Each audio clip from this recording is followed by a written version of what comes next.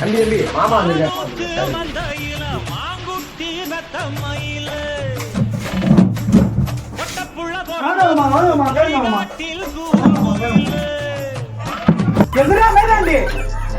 தாய் மாமன்டா நாய் மாமன்டா அப்பன்டா எதிர் பையா தாய் மாமன்டா அப்பெல்லாம் பேசக்கூடாதுடா பேச ஆரம்பிக்கிற.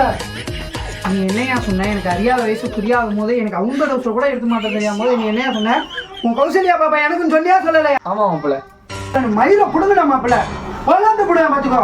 ஒரு சொன்ன ஒரு காரணத்துக்காண்டி நான் இத்தனை நாள் இந்த வீட்டுல காஞ்சி போய் கிடக்குறேயா நானு.